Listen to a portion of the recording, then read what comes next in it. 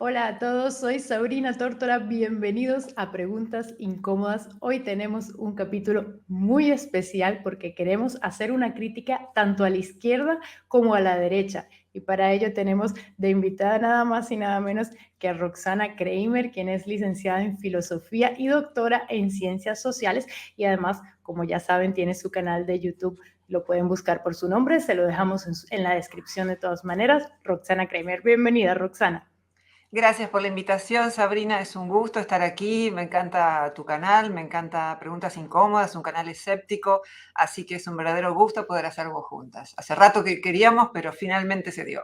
Finalmente hemos podido, así es. Te agradecemos muchísimo tu tiempo y para nosotros es un honor que estés en tu canal. Creo que hoy vamos a tocar temas muy interesantes que además has tratado ya en tu canal, otros también los hemos tratado nosotros, entonces bueno, creo que va a estar muy, pero que muy bien. Yo aprovecharía para empezar preguntándote cómo es para ti definirte de izquierdas pero no comprar todo el paquete. Y me explico, sobre todo en el tema del feminismo, como sabemos, y los que te siguen también, eres más crítica.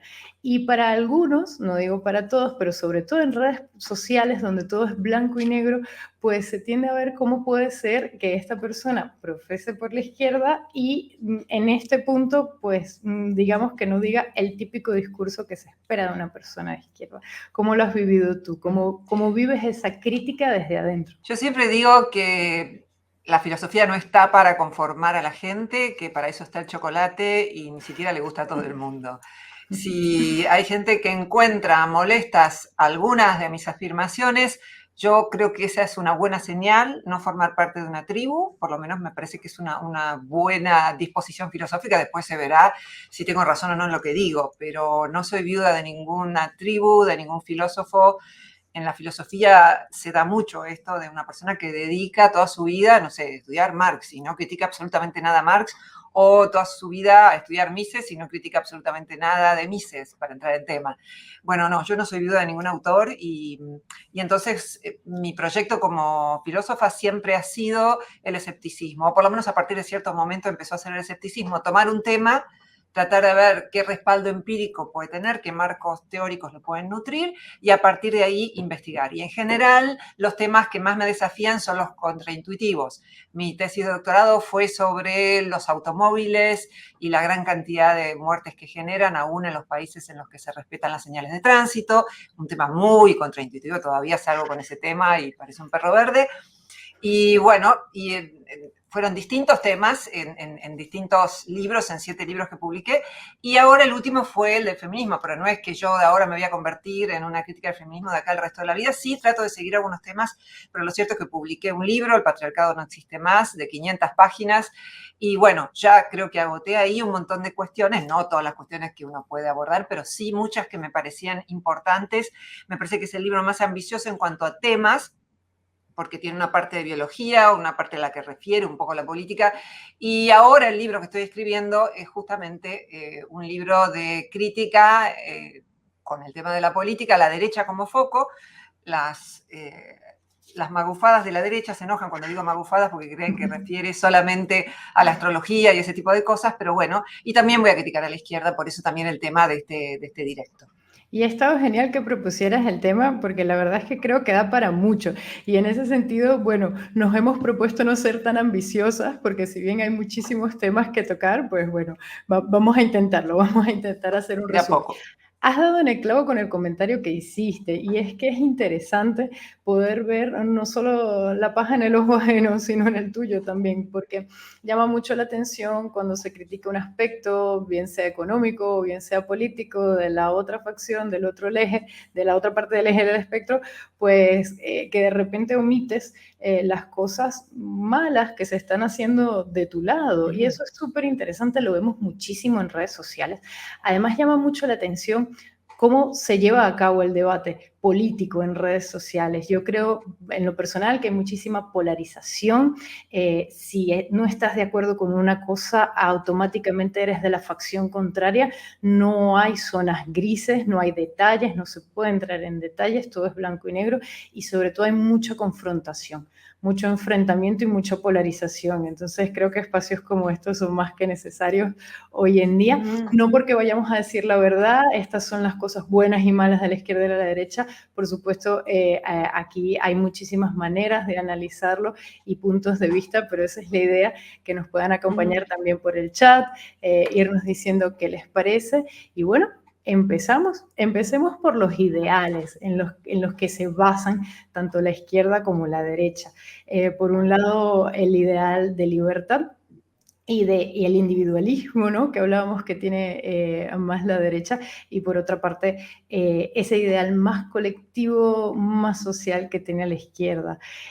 ¿Cómo ves, por ejemplo, el ideal orientado hacia el individuo, Roxana? Sí, yo creo que ambos ideales deberían ser unidos, el de la igualdad y el de la libertad, ni países sin libertad como lo fue la Unión Soviética, como es Cuba, como es Nicaragua, como es el país del que tú provienes, trato de no decir palabras que pueden tener problemas.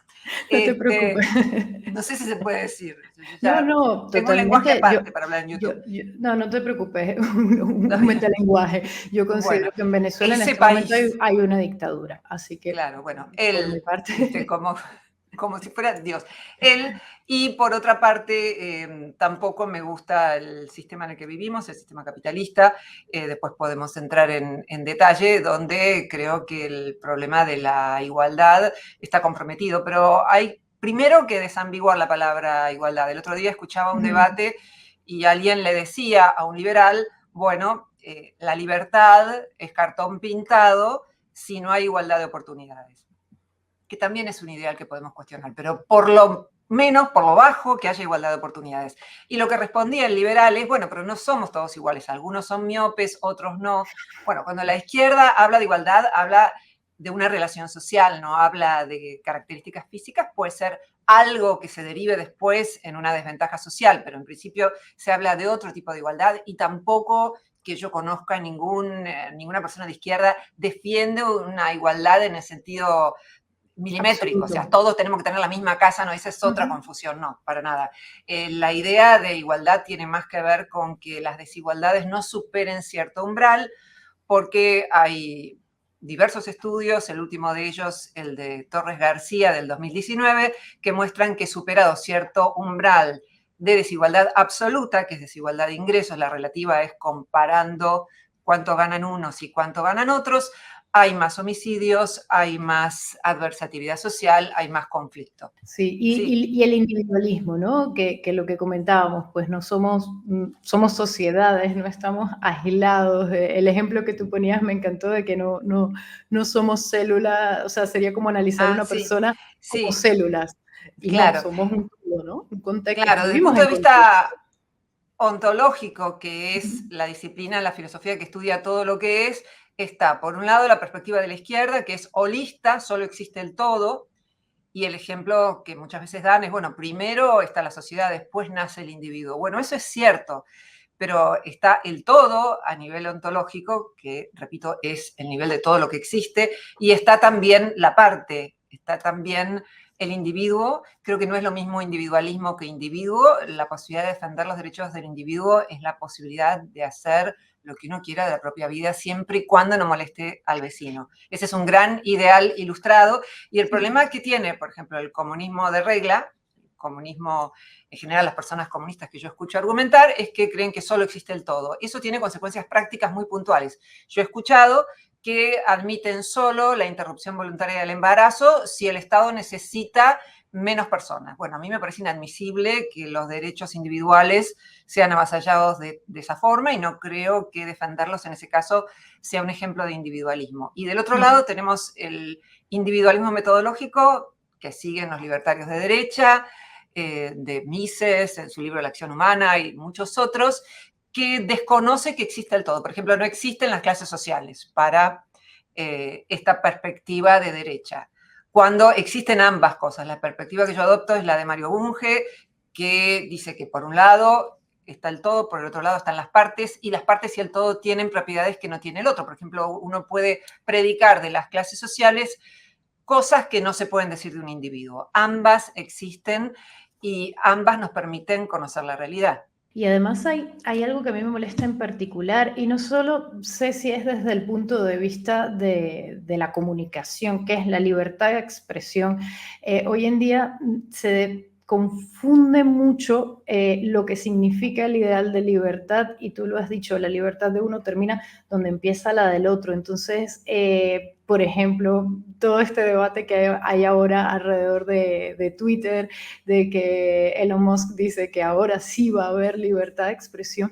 Yo sí creo en que el insulto, el acoso, no entran dentro de lo que es opinar, argumentar y esa libertad de expresión. Entonces, depende de cómo lo veas. Además, las empresas tienen, por supuesto, normas, pero eso ya es un debate más comunicacional, más de lo que es una red social con sus normas y como empresa privada. Pero más allá de eso, si lo llevamos digamos, al plano de la libertad de expresión, a mí me preocupa un poco cómo a veces desde la derecha se habla de la libertad a costa de todo.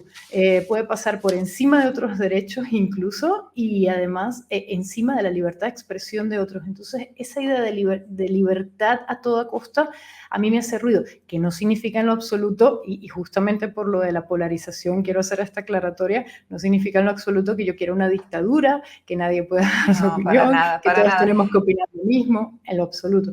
Pero sí hay una idea de libertad últimamente que me parece hasta peligrosa. Sí, sí, ningún derecho es absoluto. Si uno toma el Código Civil argentino, y seguramente tenemos la misma idea en otros códigos, una de las primeras cosas que dice es ningún derecho es absoluto, justamente porque unas libertades limitan otras libertades. Por tanto, si alguien en una red social, pongamos por caso Twitter, amenaza de muerte a otra persona, está haciendo algo ilegal, y hablar de la libertad de prensa sería absurdo. He escuchado incluso a personas que celebran que no haya ningún tipo de baja en Twitter, y me refiero a tweets concretos donde alguien amenace a otra persona, defienden que no haya ningún tipo de restricción, pero reconocen que a ellos les bajaron la cuenta de manera legítima porque amenazaron a alguien. No dicen que amenazaron a alguien, pero bueno, eso Reconocen, es lo sí. que hizo y dice, me lo merecía. ¿A cómo? Te lo merecías esa vez, pero estás a favor de que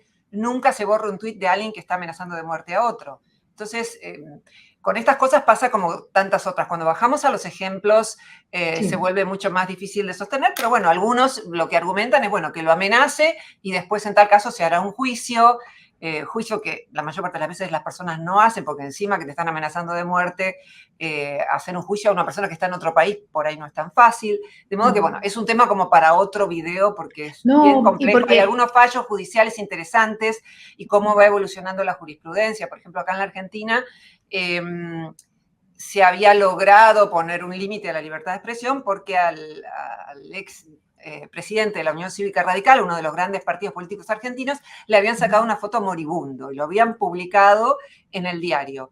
Y en nombre de la libertad de expresión se creía que se podía mostrar una foto de una persona en cualquier condición. Y la viuda y el hijo hicieron un juicio y lo ganaron en nombre de los derechos personalísimos, el derecho a la autonomía, a la propia imagen, al honor, sí, que son sí. derechos enumerados por la Constitución y por tratados internacionales.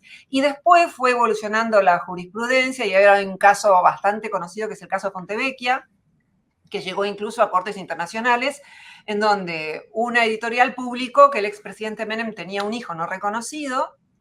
Y entonces eso fue a distintas instancias, primero ganó uno, ganó el otro, y ahora pareciera que hay como un paso más en favor de la libertad de expresión en este tipo de casos, ¿no? Pero bueno, es muy fascinante ver los fallos porque también van viendo cómo, Sí, van reflejando cómo evolucionan las costumbres. así es, y cómo van definiendo cómo se aterriza y cómo se desarrolla ese tema hoy en día, que es mucho más complejo con las herramientas que tenemos. Has tocado un punto muy interesante respecto a la igualdad, que no se trata desde la izquierda, por supuesto, ese principio de igualdad, que no se trata de ser todos iguales, tener la misma bicicleta, la misma casa y vestir todos igual, que eso ya es otra cosa. Y paso al tema de la economía. Creo que en esto nos vamos a detener bastante, porque justamente esa igualdad es una igualdad de derechos para que haya un acceso básico a todo lo que es salud, educación, que es una propuesta de la izquierda.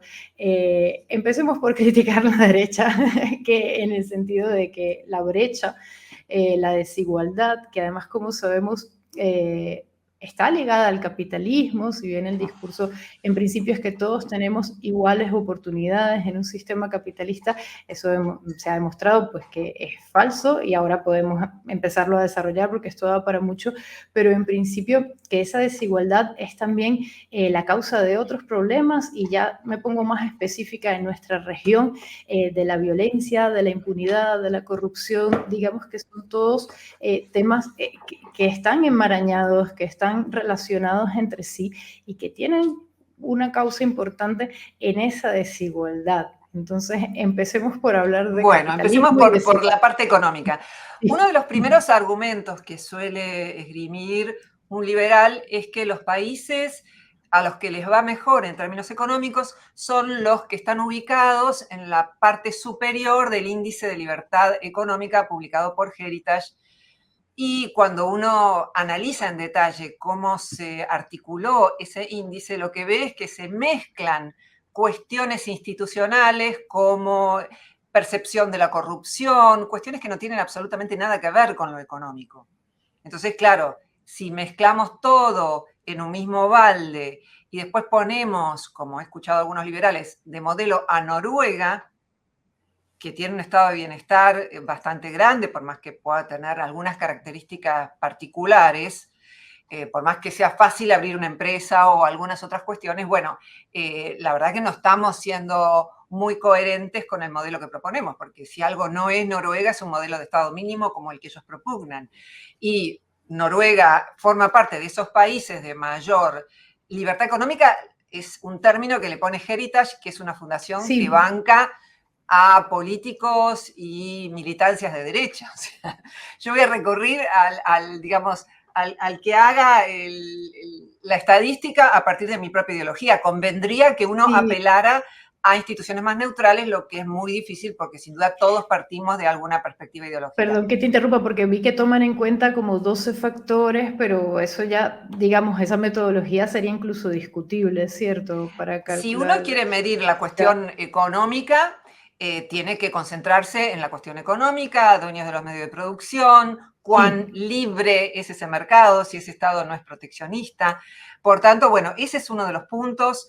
Yo diría que mi cuestionamiento central a la derecha es el núcleo duro del capitalismo. A mí no me convence la propiedad privada de los medios, de los grandes medios de producción. Yo puedo aceptar que haya propiedad privada de pequeños medios de producción, una familia, empresas muy pequeñas, pero ya cuando empiezan a ser grandes y eso supone una explotación. ¿Qué quiere decir esto?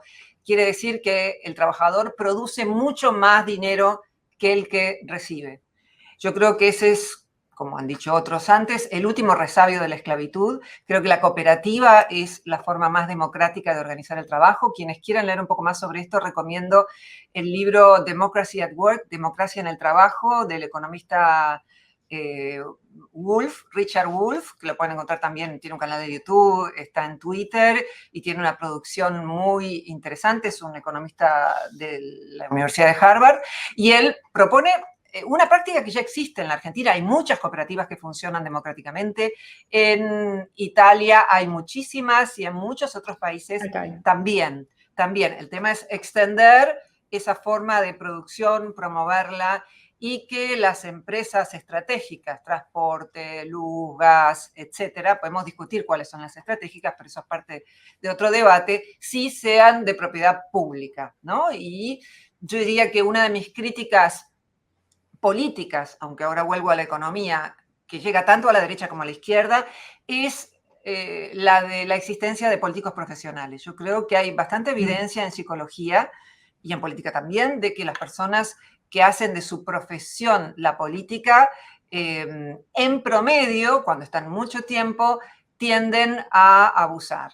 No digo que la mayoría, desconozco estudios en ese sentido, pero sí conozco diversos estudios que muestran que a medida que las personas tienen más poder, esa tentación es muy fuerte. No niego que existan políticos honestos, pero creo que los cargos tendrían que ser transitorios, como en Suecia, en donde un diputado dura 2 años, puede renovar una vez, otros 2 años y después a la casa. Y la profesión que más Sí. abunda entre los diputados de Suecia es la de maestro, porque se paga bien. Nadie dice, yo quiero dedicarme a la política porque así me salvo y no sigo cobrando un sueldo de miseria como maestro. No, no, La no. alternabilidad es fundamental para una democracia. Sin embargo, yo sí concibo todavía el capitalismo como sistema económico principal. A mí me parece muy interesante cuando le hacen críticas desde adentro, y una opinión que me ha gustado mucho hasta ahora, y principalmente por el documental que vi, Inequality for All, de Robert Reich, quien fue secretario de Estado de Bill Clinton. Me pareció una postura súper interesante. Luego he tenido oportunidad de leer también artículos, de poder ver un poco más de qué va su tesis, pero está muy bien lograda a mi parecer, porque lo que él plantea es que siempre dentro de un sistema capitalista, que por supuesto yo no creo que no contemplaría cooperativas, pero sí a menor escala, por lo menos por lo que él comenta, sería más una revisión del capitalismo mismo, en especial lo de la desigualdad, en el tema de la desigualdad social. Y, por ejemplo, entrevista a CEOs de grandes compañías que ganan unos sueldos ya que son obscenos, y ellos mismos lo dicen y no tienen ningún reparo. Por supuesto, no son los grandes magnates de Silicon Valley, pero digamos que ellos mismos, entrevista a uno, que ahora no recuerdo de qué empresa era, que reconoce que no está bien lo que él gana y que no está bien lo que ganan sus empleados, y calcularon la brecha en una misma empresa y bueno, era una cosa exorbitante. Y luego analiza cómo todo eso repercute en la sociedad civil. Y entonces, bueno, Estados Unidos específicamente, sabemos, no tiene una sanidad pública. Se va a entrevistar a las familias con ingresos más bajos y a cómo pueden cubrir o no cubrir más bien esas necesidades básicas, y cómo eso genera, inclusive desde un discurso económico, ya no humanitario, porque sé que a la izquierda se le critica mucho por esa parte, ese componente humanitario, y decir, vale, pero esto qué nos cuesta, que luego hablaremos mejor de las políticas sociales, esto tiene más que ver con eso, pero ¿qué nos cuesta? Pues Robert Reich hace un análisis muy interesante porque habla de retorno, es decir, si invierto tanto en educación, en tantos años voy a ver este retorno económico, porque claro, se sabe, una población más educada reduce índices de delincuencia, trabajadores más capacitados, reactiva la economía. Si al mismo tiempo, bien has puesto un ejemplo, se paga mejor los trabajos, son mejor remunerados, pues hay más poder adquisitivo, y eso hace que la economía circule. Él dice que el motor de la economía es la clase media. Y por tanto aquí entra también el tema de los impuestos, ¿no? De cómo abordan diferente el tema de los impuestos la izquierda o la derecha. Sí, ese es un tema interesante. Antes me gustaría tocar el tema de la pobreza. Uno de los argumentos más frecuentes de la derecha es que gracias al capitalismo hay menos pobreza. Y este dato surge de cómo Max Rosser, que tiene una cuenta de Twitter que se llama Nuestro Mundo en Datos, Our World in Data, articuló un cuadro basado en los datos del Banco Mundial por el cual el índice de $1.90 aparecería como el umbral de la indigencia. O sea, menos que ese dólar internacional, que ya está ajustado el precio en relación al costo de vida, menos sería lo que gana una persona pobre en el mundo, y más sería alguien que no es pobre. Y lo cierto es que Max Rosser revisó esto a la luz de las críticas de Hickel y de otras personas, porque una persona que gana 1,90, $1.90, no cubre medicamentos, no vive en general más de 70 años, tiene un nivel de vida pobrísimo. Y Hickel más bien lo que dijo es que tenemos que combinar distintos índices. Un promedio de vida de más de 70 años tiene recién ganar $7,90, que lejos que estamos del dólar con 90.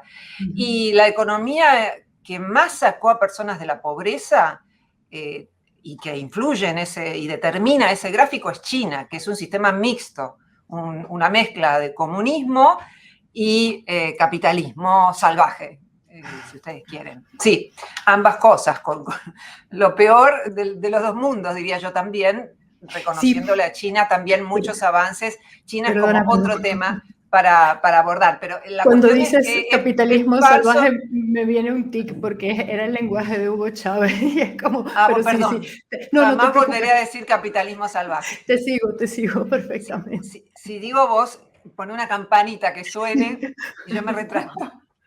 Sabrina tiene un trauma, no, pero Bueno, tienes la razón, bueno, son los entonces, extremos de... decía, en principio es falso que el capitalismo bajó la pobreza y además yo incluso discutiría con Marx. Marx en el Manifiesto Comunista reconoce los servicios prestados por el capitalismo para el avance de las fuerzas productivas, el desarrollo de las fuerzas productivas, y yo creo que eso no es gracias a la propiedad privada de los medios de producción, que es el núcleo duro del capitalismo, sino que eso es gracias al desarrollo de la ciencia, de la tecnología. No creo que lo que llamamos capitalismo, si buscamos una buena definición de capitalismo que no puede carecer de la propiedad privada de los medios de producción, haya generado eso. Creo que hay una especie de voluntad de no confrontar en ese texto de juventud de Marx, pero yo creo que no creo que haya un postcapitalismo, sino que creo que sí hay un anticapitalismo que cultivó Marx y otros, con todo lo que yo tengo para criticarle a Marx, que también podemos dedicar un tiempo a las críticas a la derecha. No comparto la idea de dictadura del proletariado, por lo mismo que dije antes, porque no creo que las personas, primero no me gustan las dictaduras de ningún tipo. Marx objetaría, pero bueno, ¿cómo vas a llegar a ese estadio en el que los dueños de los medios de producción no van a querer ceder su propiedad o se van a ir a otro lugar? ¿Cómo vas a llegar si no es por la vía armada, que es la idea de revolución, una idea moderna anterior a Marx, pero que también todavía detenta parte de la izquierda y con la que yo no estoy de acuerdo, porque básicamente busco un socialismo democrático. Esto supone defender el Estado de Derecho, que es algo que los marxistas de regla, de tribu, digamos, no defienden porque creen que el derecho es algo burgués. Y mi objeción ahí es que cuando llegue esa sociedad a la que aspiran, va a seguir existiendo el conflicto entre seres humanos y para eso necesitamos el derecho, así como lo necesitamos para otra serie de cosas. Y ahora China está en un verdadero brete. Estábamos haciendo un video sobre ese tema porque recién se abre al derecho. En China todavía no es obligatorio tener un abogado para defenderse, pero esto es lo menos que puedo decir. Como se abrieron al comercio, entonces las organizaciones mundiales le dijeron, no, ustedes tienen que darnos algunas garantías, tienen que tener derecho a esto, a lo otro, y ahora están tratando de ayornarse en ese tema. Así que bueno, digamos que pasamos por el tema pobreza, por el tema desigualdad. La desigualdad es intrínseca al capitalismo. Ahora, si me ponen como ejemplo a Noruega o a países escandinavos, ahí hay que ser honesto y reconocer que son economías mixtas, que no es el capitalismo el que lo hizo, sino que hay una conjunción entre estado de bienestar y sí iniciativa privada, y también hay grandes millonarios en Suecia y en algunos de esos países. Me gustaría que tocáramos el tema de los impuestos, de las herencias, un poco de la renta básica universal también, que si bien son bastante diferentes, pueden confluir. A ver, por un lado, una crítica que hemos hecho a los impuestos desde nuestro canal es que se ha demostrado, y en países como Estados Unidos es un muy buen ejemplo, que mientras más se tiene, menos impuestos se pagan, y a veces hasta ha habido años en los que los grandes magnates han pagado cero, y que este sistema, por lo menos así planteado, termina gravando más en la clase media e incluso en la clase baja. Esto se debe a que son impuestos sobre la renta, es decir, a las entradas de dinero que la gente recibe y no sobre la riqueza. En Estados Unidos se está estudiando ver si se ponen impuestos a la riqueza, cómo reorganizan, digamos, gravar a los ciudadanos, pero digamos que en temas de impuestos la derecha y la izquierda no están de acuerdo. Por un lado, la derecha busca que grabar menos a las clases altas, y por el otro lado, la izquierda como un músculo para poder sustentar sus políticas sociales, pues digamos que tiende a poner más impuestos. Entonces, bueno, este es un gran debate, ¿no? El primer impuesto que yo pondría es el impuesto a la herencia. Vos sabés que en Argentina había una ley, pero en la dictadura militar se derogó y no volvimos a tener otra cosa, salvo en la provincia de Buenos Aires. y creo que en la provincia de Entre Ríos, donde ya se derogó de todas maneras. A mí me parece que no estamos en un contexto político moderno si una persona puede nacer rica y otra persona puede nacer pobre. Por lo que Michael Albert en Parecón llama el problema del nieto de Rockefeller. El nieto de Rockefeller está como punto de partida, ya que hablábamos de igualdad de oportunidades, con mucha más ventaja en la sociedad que el nieto de una persona pobre. Es más, los jóvenes son uno de los grandes grupos vulnerables de la sociedad. Ahora que solo pareciera haber mujeres dentro de ese grupo vulnerables, si vemos las vulnerabilidades de los jóvenes como recorte generacional, vemos que son los que ganan menos casi en todas las sociedades. Habría que ver si los ancianos, de acuerdo a la sociedad, ganan menos o más, pero lo cierto es que es muy difícil insertarse en el mundo del trabajo. De modo que el primer impuesto que yo cobraría es ese. Me parece que un liberal que defiende el derecho de herencia no está inserto en un marco político moderno, está defendiendo un modelo medieval. En el medioevo se suponía que uno ocupaba en la sociedad el lugar que ocupaban sus padres y sus abuelos, mientras que si uno quiere verdaderamente que el resultado tenga que ver con el mérito, que ese es un ideal moderno, liberal, incluso del liberalismo político, va a tener que aceptar la igualdad de oportunidades. Yo creo que responde un poco a cuidar los propios intereses, no a un ideal y mucho menos cuando a un tocan ideal. el bolsillo, Claro, exacto. es que simplemente garantizar tu propia riqueza a través de las siguientes generaciones. Y aquí tocamos un tema muy importante, que es el de la movilidad social y la meritocracia. Nosotros en el canal hemos hablado de ambos y sé que tú también, el tema de la movilidad social, esta idea que nos han metido en Occidente en la cabeza de que si te trabajas duro y estudias y te superas a ti mismo, vas a lograr escalar clases sociales. A mí, si me disculpas, me gustaría, antes de hablar de la meritocracia, completar un poco lo de los impuestos, porque si no parece que solo lo vinculé con, es una crítica con la cuestión de la herencia. Y lo cierto es que creo que la derecha tiene un punto acá, cuando, por ejemplo, se reclama la alta cifra de impuestos que puede pagar un monotributista en determinado país, el hecho de que tenga que pagar aún cuando no trabaje, que es algo que pasa en la Argentina, y otros países, algunos de ellos escandinavos, en donde se paga, me refiero concretamente al monotributista, se paga en función de lo que se gana. Un mes se ganó, se paga, otro mes no se ganó, no se paga nada.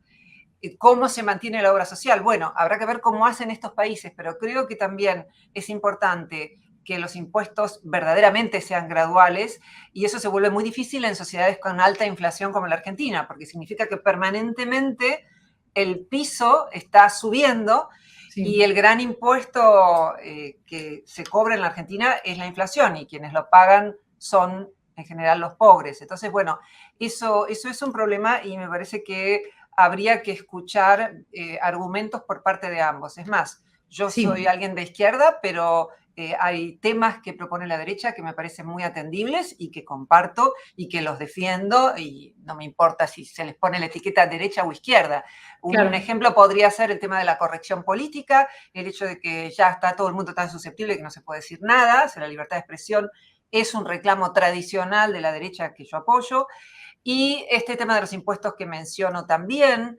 Y en realidad en el tema meritocrático deberían coincidir. Lo que pasa es que, nuevamente, cuando leemos las cifras de movilidad social y vemos que es tan reducida incluso en países como España, que puede ir subiendo la movilidad social, pero subiendo tan poco, que es lo que ocurre con España, que niveles aceptables serían alcanzables dentro de vaya a saber cuándo.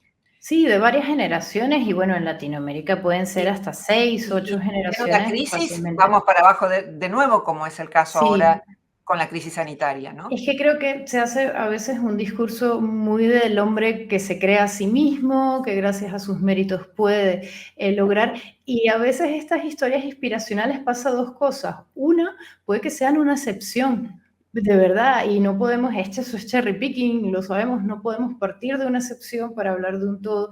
Y segundo, también hay ejemplos en los que hay gente que parte con un cierto capital. Entonces, claro, te hablan de un capital que luego crece exponencialmente y de manera exorbitante. Igual está sujeto a admiración, pero parte con un capital. Sí, No, muchas veces esto de ponen el crear empresas de la ejemplo, nada, yo claro, no muchas es veces ponen el mágico. ejemplo de Bill Gates o de Zuckerberg y dicen, mira, ellos no terminaron la universidad, Ya, pero pará, exacto. fueron a universidades muy caras, de élite, y aunque no la terminaron, ya habían aprendido cuando Con un fueron, cuando filtro, tuvieron esos padres que les pudieron pagar esa universidad, exactamente. ya habían aprendido lo suficiente como para poder recortarse solos. Bueno, esa no es la situación de todo el mundo, y No. si bien es Y menos en cierto que Estados hubo Unidos. personas que desde la extrema pobreza pudieron ascender socialmente, sin ir más lejos, mis tatarabuelos, que cuando querían ir al baño en la provincia de Entre Ríos, iban afuera y el baño era Sí, toda la naturaleza. Pero eso fue en otra época, en otra sí. Argentina, y por tanto, mi crítica fundamental a la derecha y a la izquierda, porque la izquierda viene por otros temas, tiene que ver con confrontar datos y con la posibilidad de hacer una política científicamente informada. Había un proyecto en España que se llamaba Ciencia en el Parlamento. No sé hasta dónde avanzó, pero la idea era poder informar científicamente los proyectos de ley. Me parece que eso debería ser extendido a todos los países. Poder hablar no solo desde la ideología, no solo desde la ética, no porque la ética no tenga importancia, porque hay muchas decisiones que son éticas, no Sí, científicas, sí, pero sí. estar científicamente informados, lo que no equivale a decir que la filosofía sea ciencia ni que sean sinónimos. No, en lo absoluto, pero sí es cierto que la izquierda a veces ha pecado, y lo decíamos en una conversación anterior, lo que me comentabas, de no cubrir del todo esa parte económica, no haberla desarrollado, no tener una tesis a veces, digamos, no me atrevería a decir tan sólida, pero sí que tiene baches.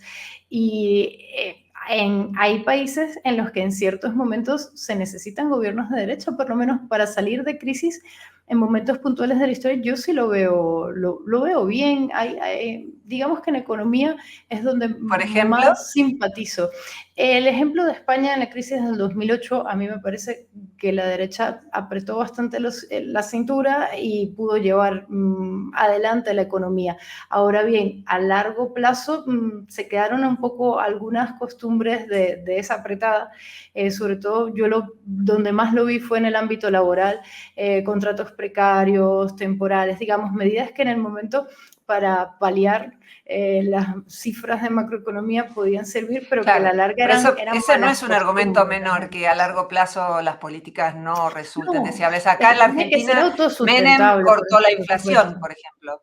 Menem cortó la Ya. inflación Bueno, y y a también hay largo plazo rescates. eso, con otras medidas que venía acompañado de privatización, trajo muchísimos Sí, problemas. Entonces, un político exacto. es responsable, ¿no? Es un poco lo que llamaban el utilitarismo de regla. El utilitarismo de regla tiene que ser justamente el que se preocupa por las consecuencias a largo plazo, y los políticos Sí, tienen responsabilidades en y ese puede haber sentido. medidas a corto plazo, pero que luego tienes que cortar. Digamos que se quedaron con algunas malas mañas, por lo menos en lo laboral. Has tocado el tema de las privatizaciones, que también son medidas que también dependiendo de que esto ya es más desde el punto de vista de la izquierda, a veces también lo hacen para rescatar empresas de estatización. Pero dependiendo de cómo lo llevan a cabo, puede ser malo o puede ser bueno. Creo que este es un tema que no es tan blanco y negro.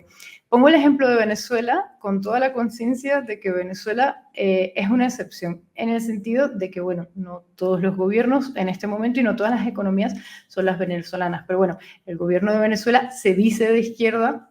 Estamos de acuerdo en que es más un gobierno autoritario que otra cosa, ya se Yo creo que es desdibuja un gobierno de el derecha, pero bueno, espectro.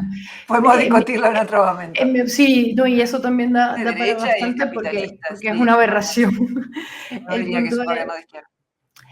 sin embargo, hubo medidas de privatización, la ley de tierras, más en años anteriores, que sí intentaban por lo menos emular toda esa política de cooperativas, de estatización. Y luego, bueno, en el caso de la petrolera, ya lleva tiempo siendo del Estado, desde antes del gobierno chavista, desde los años 70, y digamos que funcionó bastante bien hasta el gobierno chavista. Entonces, en ese caso fue más un caso de ineficiencia, de cómo llevaron a la bancarrota Sí, prácticamente la industria sí, petrolera, ahí pero más por ineficiencia y por corrupción. Pero hay un tema muy importante que toca el político, que es que la estatización le da demasiado poder a un gobierno así. Entonces, bueno, dependiendo, esta medida puede ser más o menos eficiente, ¿no? sí, el problema es quién controla, el problema es No, la corrupción, como bien dijiste, y hay, me parece, distintos modelos. El modelo chino, en donde puede venir una empresa, pero de última, quien tiene la última palabra es el Estado, de modo tal que no dan a una empresa extranjera el control, sobre todo de empresas estratégicas, me parece que si bien puede no ser el ideal, sería digno de ser analizado para otros contextos, sobre todo de países con mucha pobreza que no encuentran otras formas de poder salir adelante produciendo de otra forma. Me parece que puede haber políticas de acuerdo al contexto y después sí hay políticas que tienden a ser favorables en todo el mundo. Por ejemplo, muy poca gente sabe que en los países de Europa del Norte todo niño recibe, desde que nace hasta los 18 años, sea rico o pobre, recibe entre 120 y 150 euros por mes. Es un derecho adquirido, es una verdadera asignación universal por hijo, porque en Argentina llamamos eso a una muy buena iniciativa, pero que llega solamente a las personas pobres, gracias que llega. Pero en estos no. países muchos dirán, ah, bueno, porque ellos son ricos. No, es al revés. Son ricos porque pueden dar oportunidades a todos, porque una persona bien alimentada después puede producir, desenvolverse en sociedad mejor, porque educan, porque consideran que la educación es una inversión, es que puede justamente esa persona realizar mayores aportes, no solo como profesional, sino que la educación creo que sirve para formar seres humanos.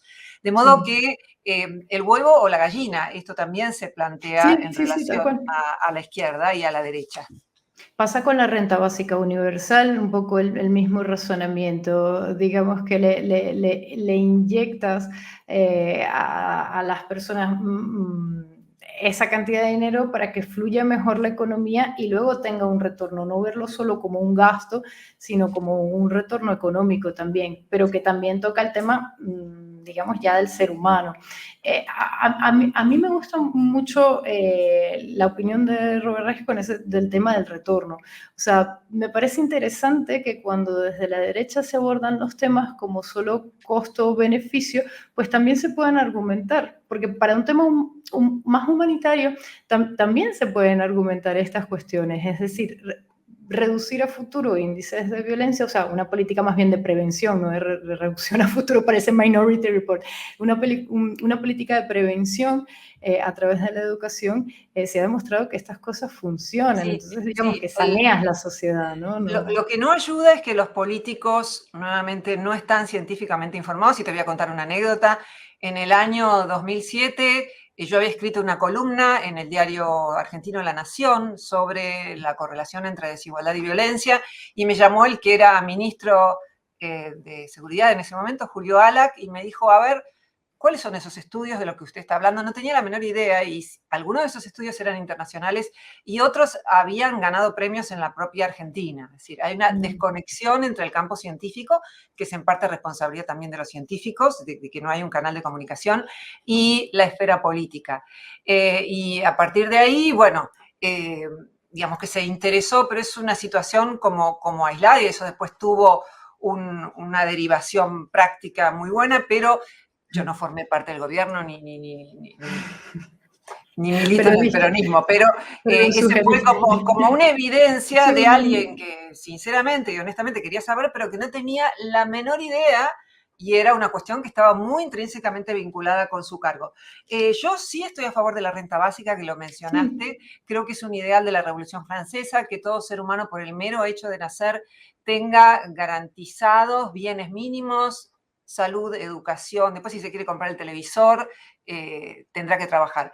Pero creo que también eso Y debe tendrá ir que trabajar muy acompañado, probablemente. sí, que debe ir Porque, sí, acompañado por una facilitación por parte del Estado del trabajo. O sea, en muchos de estos países de Europa del Norte hay agencias estatales que ayudan a conseguir trabajo.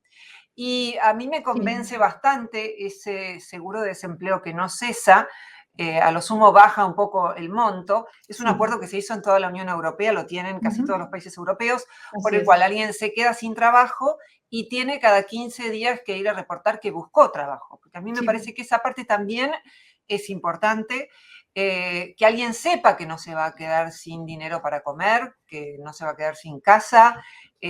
Las sociedades europeas tienen todas esas ayudas y cuando el liberalismo, cuando la derecha invoca a ciertos países como Suiza, como Noruega, como Suecia, no tienen la menor idea de cómo funcionan esos países, porque tienen grandes estados de bienestar que garantizan eso y que también ayudan a conseguir trabajo. Creo que, Además, eso lo digamos, financias solo tú la mismo. renta básica es una mesa a la que le falta una pata. Eso lo financias tú mismo, porque no es que le pesa al Estado. Tú tributas cuando trabajas para Sí, luego tener sí. El eso si problema lo es cuando no hay necesitaras. trabajo. El problema es cuando no hay trabajo. Claro, También en esas claro. sociedades, por eso además no hay indigentes por la calle prácticamente en muchas de esas Sí, sí, sociedades, sí. porque tampoco dejan que alguien se quede sin vivienda. Yo he tenido amigas en Suiza que han tenido una casita divina en el bosque, que eran casas municipales, el tiempo que no tuvo casa. Hay países en donde si hay una madre soltera, no hay padre Ya. presente que aporte otro sueldo, el Estado pone ese sueldo. Entonces, hay ayudas de todo tipo, pero también hay una facilitación de la posibilidad de conseguir trabajo, que es algo en permanente cambio. Los trabajos van cambiando, la tecnología sustituye mano de obra. Entonces, en Argentina Te tenemos tienes el que problema preparar. de las personas que cortan calles, que uno puede cuestionar que estén cortando la calle, pero el tema es que cuando no tenés trabajo no puedes hacer huelga. El derecho a huelga desaparece cuando una persona no tiene trabajo. Entonces, me parece que tiene que haber algún nexo entre la comunidad y la posibilidad de obtener trabajo, o si no, trabajo comunitario. No digo como Keynes, llenar pozos y vaciar pozos, o sea, un trabajo inútil, pero sí me parece que en comunidad se pueden buscar trabajos que sean socialmente necesarios y que al mismo tiempo Por supuesto. permitan que una persona se ocupe. Un proyecto que hay en mi país es de la izquierda, es que se trabaje menos horas, que se trabaje 6 horas en lugar de 8 y que se cobre el mismo sueldo. Y la propuesta es empezar por las empresas grandes, no las empresas chicas, las empresas que se han enriquecido incluso durante la pandemia, que puedan empezar a hacerlo. De hecho, la jornada de 8 horas tiene añares, añares, añares, es decir, que no se baja. Y es imposible compatibilizar una vida familiar, Total. compartir las tareas de la casa, todas esas cosas trabajando 8 horas por día fuera de casa. Sí, Entonces, bueno, y esa es una está propuesta. costando que la quiten, al igual que el teletrabajo, son unas luchas que pareciera que estamos librándolas en 1930 y no en nuestro siglo. Sí, Cuesta, sí, sí, cuesta, pero es sí. En también ese cuestión sentido de son, mentalidad. sí, Sí, sí. Son un buen modelo los países escandinavos, porque ahí se sí, trabaja menos horas y ahí si un padre quiere ir a su casa porque su hijo está enfermo o la madre quiere ir, lo puede hacer sí. sin problemas. Me parece que ahí tenemos un modelo importante a seguir. Así es, y además con la renta básica universal hay falsas creencias. Antes decía, si quieres el televisor de lujo, vas a tener que trabajar, ¿cierto? No, el Pero televisor, no de incluso, lujo. El el televisor, televisor. No, el vale, televisor igual no es tiene por qué smart. garantizártelo el Estado, ni la No, ya, bueno, por la computadora sí supuesto. para estudio, ponele. Pero no solo eso, sino la falsa creencia de que no vas a tener que trabajar y de hecho Sí, cuando se ha implementado, recuerdo en Finlandia, por ejemplo, hay se varios ha, se experimentos, ha sí. visto que la gente no deja de trabajar, más bien No, lo usa no, o no, bien para darse gustos y otras cosas que obviamente la renta básica no va a cubrir, o también para ahorrar y eso es muy positivo porque esta seguro, falsa creencia de seguro. que entonces son unos De que vagos, somos de que todos no unos vamos a vagos en trabajar, esencia, que porque las nos paga personas todo el trabajan, Estado, no claro, por producimos y quién distintas paga eso. razones. No es Las tan personas trabajan simple. porque quieren ocupar su tiempo, porque quieren sentirse Sí, útiles, porque les gusta el trabajo, porque otros lo hacen.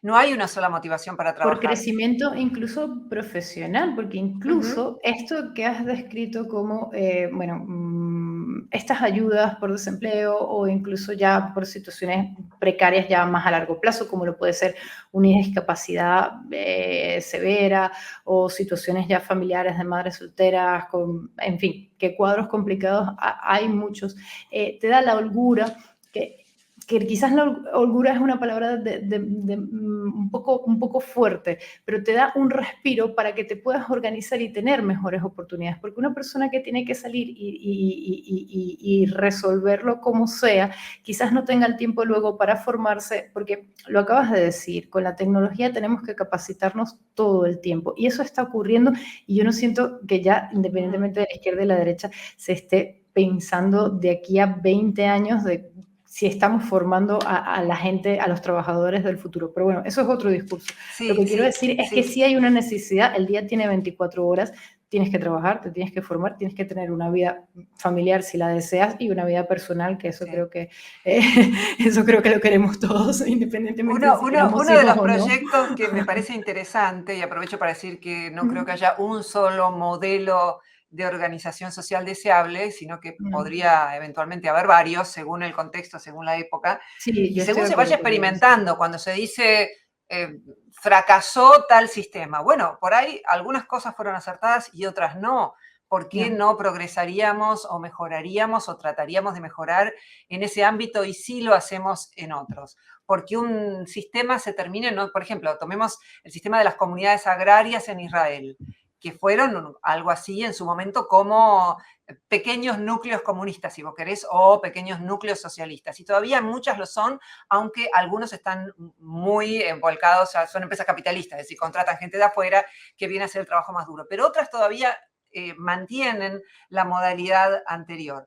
Pero el hecho de que algunas hayan cerrado no significa que fracasó el sistema, significa que fueron corrigiendo, ya los niños duermen con los padres, esta idea de que cualquiera podía criar al niño porque no se genera un apego, la psicología la derrumbó con gran cantidad de estudios sobre la teoría del apego, de modo que vamos evolucionando y por supuesto habrá personas que se sientan más cómodas en determinados sistemas que en otros, empezando por Sí. el hecho de que han vivido en un sistema no comunitario y por ahí se han educado en ese contexto. Había un proyecto que a mí me parecía interesante para investigar, porque muchas veces lo que se hace es probar en pequeño Sí.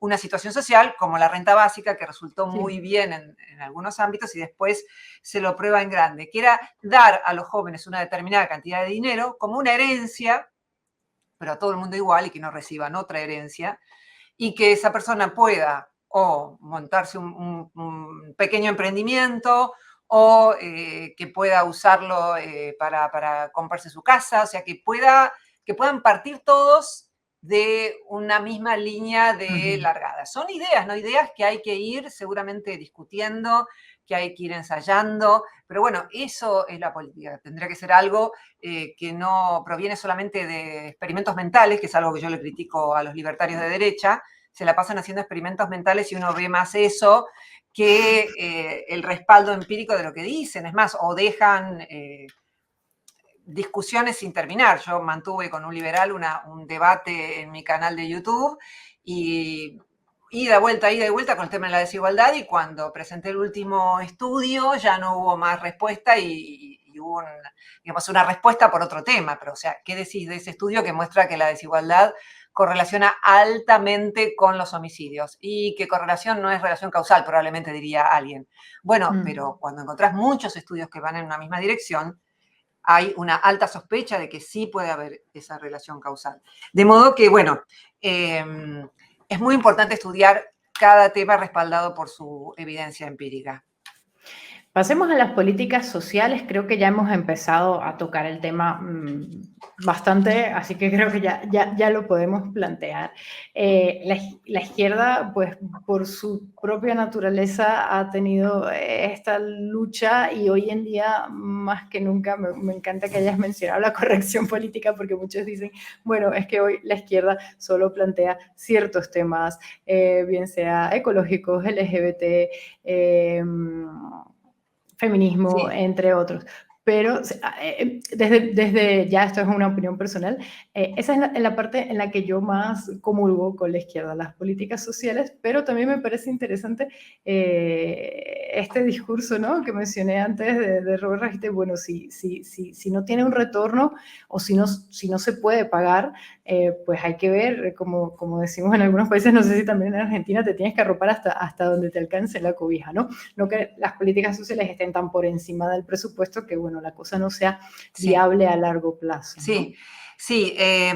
Una de las principales cosas que yo le critico a la izquierda es que, y me refiero a la izquierda progresista, porque así como está la derecha conservadora y la derecha más liberal, que muchas veces se mezclan, también está la izquierda progresista y la izquierda más dura, que apoya regímenes como la Unión Soviética o China. No digo que no haya otras izquierdas, pero estoy haciendo un esquema básico sobre el que yo puedo decir algo. Me parece que la disgregación de la izquierda progresista en políticas identitarias, dejando de lado la cuestión económica, es un verdadero problema porque las cuestiones identitarias, por ejemplo, problemas de género, problemas con lo que se llaman políticas indigenistas o cuestiones raciales, o cuestiones ecológicas, muchas veces tienen un origen económico. Si pensamos, por ejemplo, en el homicidio de mujeres en el ámbito doméstico, vemos que son bastante más frecuentes en grupos económica y culturalmente vulnerables. Es decir, que si no atacamos la raíz del problema y hacemos una teoría conspirativa en la que todos los hombres serían potenciales asesinos, una idea que está llevando a mucha gente a la derecha en todo el mundo, que está llevando a que apoyen a Trump, a Bolsonaro, que apoyaron al presidente que fue electo esta semana en Corea del Sur. Gran desde el feminismo también cantidad se tiende de a jóvenes estigmatizar. varones lo votaron al presidente, perdón, sí. Sí, no, perdona, que también desde el feminismo, también desde la izquierda se tiende a estigmatizar, el hombre es más violento. Exactamente, exactamente.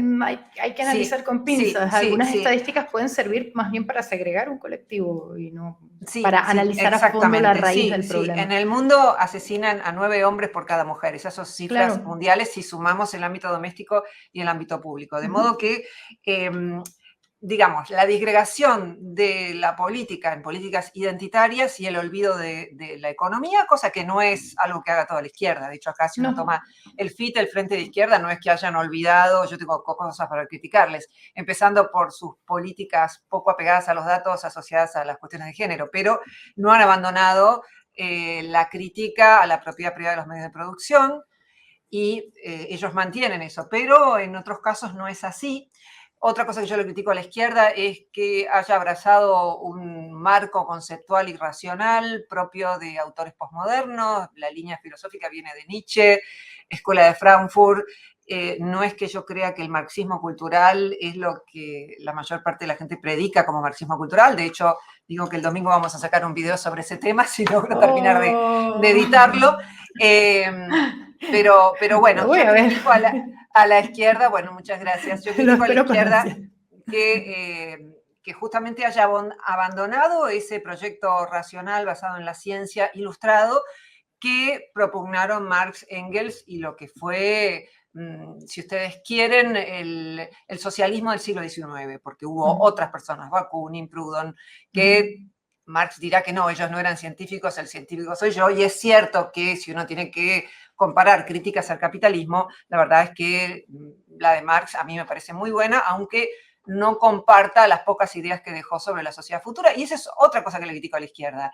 Y también diría, voy a decir algo que me va a traer problemas, diría que es un problema de los hombres haciendo teoría, porque hay bastante evidencia de que las mujeres estamos más ligadas a la práctica, a poner ejemplos y pensar concretamente cómo va a ser una sociedad futura, pensar una utopía, es algo sumamente valioso.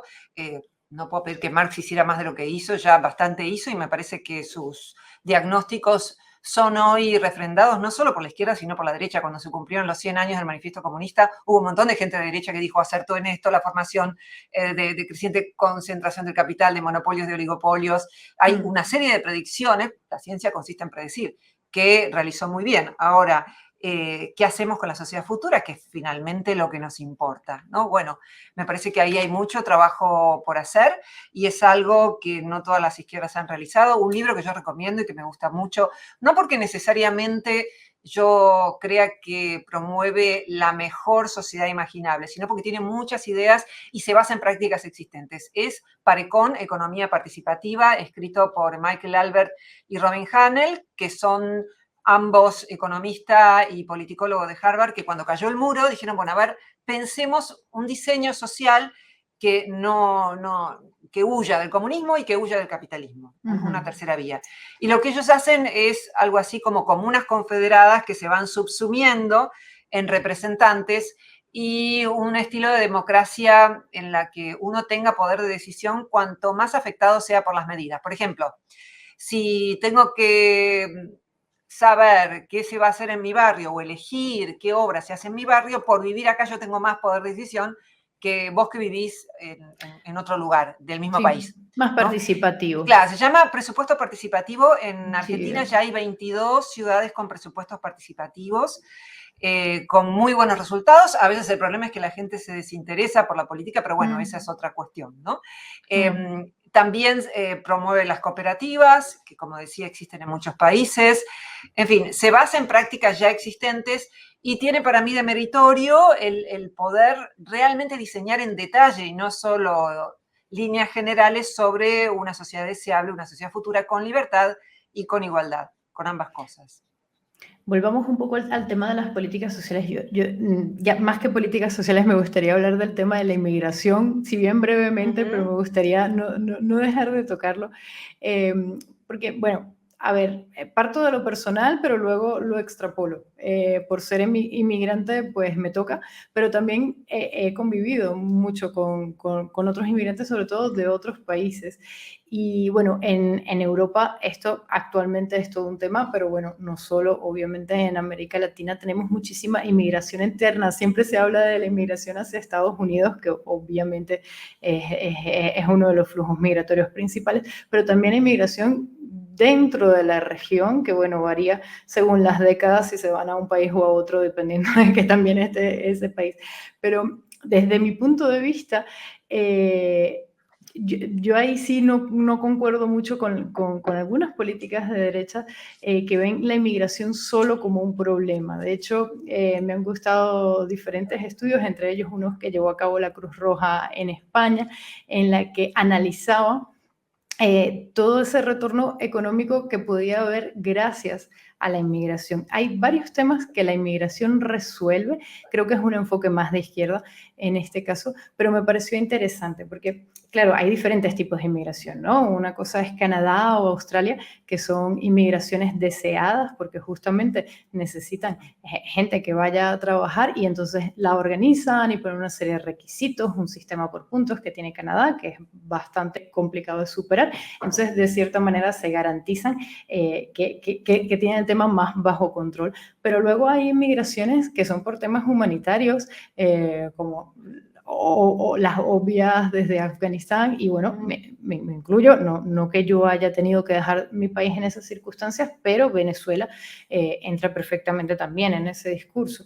Y esa es una inmigración bastante más desorganizada y en países, primero, que no necesariamente deseaban esa inmigración, y pongo el ejemplo justamente de Venezuela en la frontera con Colombia, que se vio desbordada por la cantidad de venezolanos y que se vuelve un problema económico. Y eso lo entiendo, eso no se está preparado. Y bueno, la misma Unión Europea, que recibe tanto, que han tenido que ponerse de acuerdo sobre cómo distribuirlos, ¿no? Sin mandarlos hacia un país, hacia otro. A veces esas cosas se cumplen, a veces no. Y allí hay mucho de lo cual hablar. Yo no ahondaría tanto, pero sí decir... Sí, yo ahí tendría críticas a la derecha. Lo sé, pero permíteme decirte lo que decía este estudio. En el caso puntual de España, ojo, primero que no eran tantos y ya por ahí ese gasto no era tal. Y segundo, los inmigrantes, incluso cuando son ilegales, pagan impuestos indirectos. Y luego, cuando están legales, por supuesto, su principal interés es trabajar, porque nadie llega a un país a vivir de sus grandísimos ahorros de su país con una economía más débil, que son los casos que estoy exponiendo. Entonces llegan a trabajar y la Cruz Roja justamente, luego lo puedo dejar en la descripción, ponía este análisis y te analizaba económicamente cómo los inmigrantes ayudaban a la economía, por un lado, y en el caso de Europa específicamente, ya no solo España, revierten el decrecimiento de la población, que de aquí a 2100 es un drama en estos países, no en todos los países, pero sí, bueno, países de Oriente Medio y países de África, pues tienen en promedio muchos más hijos que los que están teniendo los europeos. Entonces, resuelven una serie de problemas que desde un discurso de ciertas facciones de la derecha pareciera que solo son un daño y que solo vienen a traer delincuencia, a quitarnos nuestros trabajos y a desbordar la sanidad. Esa es mi visión un poco particular. Bueno, yo comparto en parte, creo que cuando la derecha dice que los inmigrantes vienen a robarnos nuestro trabajo, que es el argumento clásico de la derecha, hay que primero examinar los datos. 2 días atrás, una colega argentina tuiteó que en la Argentina los inmigrantes venían a robar el trabajo. Busqué los datos y en la Argentina hay un 14% de inmigrantes y las personas condenadas en las cárceles que son extranjeras representan un 10%, de modo que si uno controla la cantidad proporcional de extranjeros que hay en el país, se da cuenta de que es un porcentaje ínfimo, que el 80 y largo por ciento de las personas condenadas en nuestro país son argentinos, no son inmigrantes, y que es cierto que la población de inmigrantes es vulnerable casi en todos los países, salvo que quien emigre sea una persona formada en lo profesional. Ahora, yo también critico a la izquierda el hecho de que crea que siempre los inmigrantes tienen que ser bienvenidos en cualquier circunstancia, aunque no se integren, aunque formen parte de culturas en las que no hay voluntad de integrarse. Y voy a poner un ejemplo muy concreto. Me parece que está muy bien que Suecia tenga una política de puertas abiertas, especialmente cuando se trata de personas que tuvieron que huir de su país. Pero también esto ha traído una serie de problemas. Por ejemplo, la ciudad de Malmö era una ciudad con un altísimo porcentaje de judíos y por la gran cantidad de episodios de antisemitismo que hubo ya prácticamente no quedan. Hay un crecimiento del antisemitismo en toda Europa, pero la inmigración de un porcentaje de personas de esa parte del mundo en relación a la población que vivía antes en Suecia generó algunos desequilibrios que tienen que ver para mí no solo con la cuestión religiosa y con el lugar que tiene que ocupar la mujer para la cultura musulmana y demás, sino también con el hecho de que se puede dar ayuda al inmigrante, pero si ese inmigrante siempre va a estar ubicado en la escala más baja de la sociedad, va a hacer los peores trabajos, va a ser el que te friegue la casa, va a ser el que sea la nani de los niños. Eso también es problemático porque se está invitando a los inmigrantes, pero a ser ciudadanos de segunda. Vos hablabas de España y yo ahora estoy mirando un programa que se llama A por Europa, son andaluces por Europa, y ahí se ve cómo puede ser un sesgo por el programa, pero como sabemos de los altísimos índices de desocupación de España, hay muchísimos profesionales españoles que van primero a fregar los pisos, que me parece un trabajo dignísimo, no digo que esté mal, pero a fregar los pisos de los países escandinavos, a hacer trabajo manual durante muchos años, hasta que finalmente, si tienen suerte, pueden trabajar de lo que quieren, y si no, al menos trabajan menos horas por día y tienen un sueldo digno. Nadie critica a Japón porque Japón tenga una política restrictiva con los inmigrantes, simplemente dice, bueno, acá no entramos, tenemos ciudades superpobladas. Yo creo que como idea básica tenemos que ser hospitalarios. Casi todos descendemos a la larga de algún inmigrante que llegó a algún lugar, empezando desde el África por todo el resto. Ahora, cada caso me parece que tiene que ser analizado en particular, y si vos vivís en una sociedad en donde las libertades individuales son importantes y en donde de pronto no había violaciones, pero empieza a haberlas, y vos sabés que las personas que fueron encarceladas pertenecen a determinados grupos que son vulnerables en la sociedad, tenés que hacer algo para mejorar esos grupos, no digo para echarlos así, tenés que mejorar o ver cómo vas a organizar el tema de la inmigración. El hecho de, sí, Exacto. inmigrantes vengan todos los que quieran, en cualquier situación, no se integren, no aprendan el idioma, eso es lo que yo le critico a la izquierda. Me parece que eso es plantear la política en términos abstractos y no concretos. Hay que organizarlo porque, por ejemplo, el tema del idioma, invertir en cursos subvencionados de idioma, sobre todo cuando el idioma de origen al idioma del país de acogida es muy diferente, puede ser una excelente inversión. O sea, integrarlos realmente y no segregarlos, está bien, nadie delinque porque es de una nacionalidad. Que No, eso eso está es ocurriendo, absurdo. es una lástima con los venezolanos, hay mucha xenofobia ahora en la región. Lo pongo como un ejemplo, no como el único ejemplo. Eso ha pasado a todas las Pero puede nacionalidades. ocurrir que más personas de esa nacionalidad que son económicamente vulnerables, no por ser de esa nacionalidad, sino No, que porque por la no situación en la que se tienen encuentran, sí. que digamos que porque están ubicados en lo más bajo de la escala social. Ahí cuando uno dice esto, enseguida la izquierda saca sus puñales, digamos. Si No, uno yo te he entendido. puede detallar cómo roba la derecha, cómo roba a los empresarios, cómo hay corrupción en la derecha, también puede, mirando fríamente los números, darse cuenta de que si bien puede haber, digamos, corrupción en el ámbito privado y hay mucha corrupción por parte de los ricos, vos misma mencionaste cómo no pagan impuestos, cómo pagan mucho menos impuestos del que deberían, cómo muchas veces compran a los políticos, cómo hacen lobby. El problema es que uno diga roban los pobres y se olvide de todo el robo que hay por parte de los ricos. Ahora, que las poblaciones económicamente más vulnerables haya mayor proporción de cierto tipo de atentados contra la propiedad privada, eso basta mirar los números. Y si uno no quiere reconocer eso, no va a poder encontrar la solución. Es lo mismo que nos pasa con Sí. otros problemas vinculados al género. O sea, si uno no puede mirar desapasionadamente los números y decir, pero ¿cuál es el diagnóstico? No puede encontrar la No. solución. Y Entonces, también hay un sesgo desde el punto de vista informativo. Lamentablemente yo lo veo en Italia. Te dicen la nacionalidad de un asesino o de un violador cuando es extranjero, pero no, nadie claro, titula violador italiano tal italiano, cosa. claro, eso sin duda, eso es Y se cuestionable. forma un clima de opinión, entonces más que una estadística de, claro, es que, no sé, los que vienen de Marruecos hacen más este tipo de delitos, pues no, hay un clima de opinión totalmente sesgado y desvirtuado que responde más ya digamos, bueno, a que en principio tienes una política de no inmigrantes o de por qué Italia recibe más inmigrantes que otros países de la Unión, en fin, que tampoco quiero entrar en detalles en los temas ya Si no, aparte específicos. Italia tiene problemas, la gente que llega nadando, todo eso es España verdaderamente una cuestión también, humanitaria básica. claro, ya Eh, me entiendes en por dónde voy, ya Italia ocurren es cosas otro, particulares, así no es es, Japón, no llega la gente que yo sepa nadando a Japón, pero sí llegan un poco nadando lejos. a Italia, sí, un Pues poquito pasemos, lejos. yo creo que hemos tocado muchísimos temas, Roxana, y de verdad te agradezco porque ha estado muy interesante. Yo Lo concluiría mismo ya, para mí.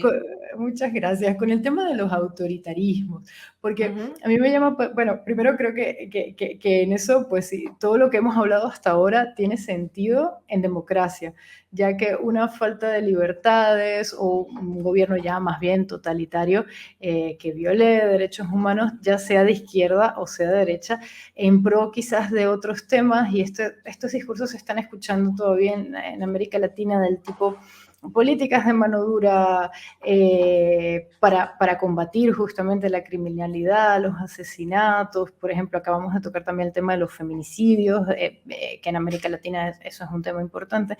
Entonces, todos estos temas hay que sanearlos y como dijiste antes, ver desde la raíz cuáles son realmente las causas, más allá de justificarlo con tal dictador, pon ahí el que prefieras.